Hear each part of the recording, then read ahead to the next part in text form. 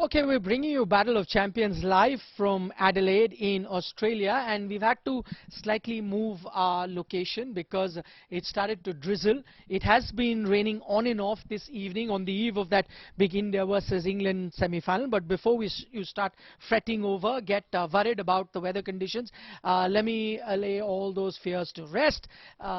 Good news tomorrow. The weather forecast is clear. India have been very lucky in this tournament. They've got to play each of their games. None of those games have been a washout, so that luck I think continues, and you might just get to see an entire quota of 40 overs when India and England play. But Saeed, the one thing that has also changed last time around you and I were here, it was a Bangladesh game and it felt like we were in Siberia. It was freezing cold, and now it's nice and warm. You think Indian team, being a subcontinental team, would enjoy this? Had it been as cold as before, those would have been conditions that England would have been more comfortable. Absolutely. I think, you know, the Indian players, most players of course like the sun on their backs, but say from the Caribbean or from the subcontinent who play our cricket in the summer when the sun's on your back, I think that's exactly what they would want. Mind you, we're talking about a late start. You're talking about a 6:30 start over here local time. So it really won't matter. The sun will not matter. But obviously, if it is cold, it becomes a problem for the spinners to be able to grip the ball and give it the tweak that they want. On these pitches, of course, they won't get much turn. But also, I think for the fielders in the deep or the fielders trying to stop a single and who come close to the bat, and when the ball is driven hard at them, all those things can make a difference. So clearly, I think if the sun is out, if the weather is warmer, then India will feel a lot more comfortable. Pragyan, Sanibai, as he's saying, you know, these would be conditions if it's warm. It's expected to be warm. No rain expected here on game day. These are conditions that India would like. Now, just looking at the Adelaide pitch, it's one of the more batting friendly conditions that you get in Australia. Who do you think that favors? Which team? Because there's a school of thought that England rely more on their batting. Their bowling has ended up leaking a lot of runs, and a batting heavy side like England would probably enjoy batting friendly conditions more because then they can express themselves. How do you see it? I think both the teams have a good batting side. We have seen that, but you have to understand that what kind of mindset both the teams are coming from.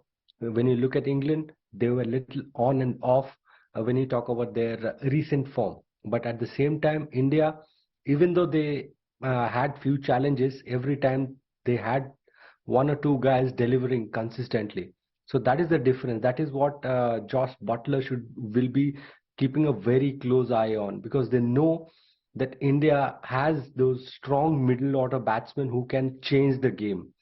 You know, adding those extra 30-40 runs, we've seen very rarely other teams have done. That is where India has a little bit of more advantage. So I'm saying it will be a very good contest between India and England, but India with the current middle order, I think they are a little ahead, because still England's middle order is trying to find some form. They are good hitters, but in a crunch game, in a big game, you need players who can take the game along. And when you talk about take the game along, you've got someone like Surya Kumar Yadav, you've got, if Rishabh Pant is playing, Rishabh Pant can do that. We've seen Hardik Pandya doing that, and obviously Virat Kohli. But at the other end, if you see in England, apart from the top three, others are still trying to find, and they're big hitters. They don't believe in singles and doubles. So that will be something which these teams will be looking at each other. What are the things that they need to address, and what are the things they can take advantage of? Same just to take on from what Pragyan is saying, the English middle order is not firing. Now, we got so used to England redefining the way white ball cricket is played. Many said that, you know, that new template of going hammer and tongs has been, you know, England's template, and they've been playing their cricket like that. I remember just the series before the World Cup against Australia, they got 200 in a T20 game. But this tournament, they've not really been, you know, setting the stage on fire. Why do you think that is down to? Is it because World Cup games are different, they're high pressure games because of that, or do you think the conditions or the opposition is dictating that? The boundaries as well. Long boundaries make a big difference. We saw that with the West Indians, powerful you know, strikers of the ball, but who were caught in the deep.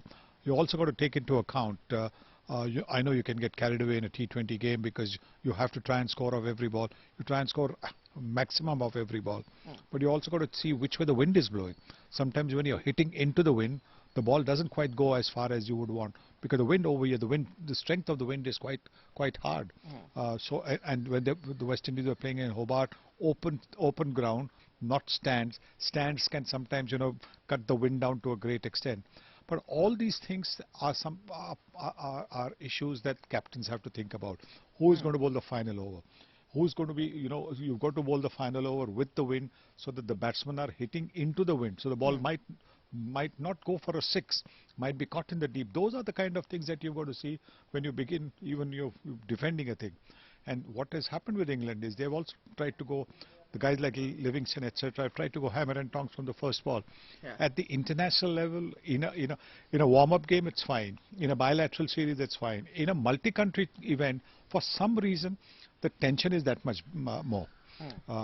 Because again in the bilateral series there's another match, the group stages there's another match, knockout, when it comes to the knockouts, it is a completely different ball game. The other thing, because you're talking about the boundaries have made a huge difference, that we've seen across Australia, though Adelaide square boundaries didn't seem very big, but the long boundaries, the straight boundaries are very long in that case. The fact that India have played a game here versus Bangladesh and England will be playing their first game in this tournament at this time of the year, do you think that will give some sort of an advantage to India? It certainly does, because you're a little more familiar with the pitch, a little more familiar with the conditions, a little more familiar with sometimes the square can be just a little bit higher than the rest of the outfield. So you can actually be in a situation where the slope can make a difference with the way you attack the ball, we don't attack. So that familiarity is also something that India will have the advantage of, for the simple reason they have played here before. Okay, Harbhajan Singh is also with us. Harbhajan, we were talking about the conditions here in Adelaide, how they've changed in the period of just 5 days. Also the boundaries here, not as big as what we saw at Perth and Melbourne. All this in mind, do you think India would look at a few changes in their playing 11? I don't think Team India will look to change too many, players in their lineup, because I think they've stuck with one kind of a team, which obviously been playing from the game one. And the only change we'll see probably Rishabh Pant playing the game instead of Dinesh Karthik. Obviously, he played the last game as well. But apart from that, I don't see any other changes. I would have liked to see Yuzvendra Chahal in the previous game, but they didn't play him. So I don't think that Team India will play Yuzvendra Chahal, that too in the semi-final. I don't see that happening. I think the only change will be Rishabh Pant. DK has been a little unfortunate not to score too many runs at that batting order, which is a very, very difficult kind of batting order. But I hope that Rishabh comes in and score as it was expected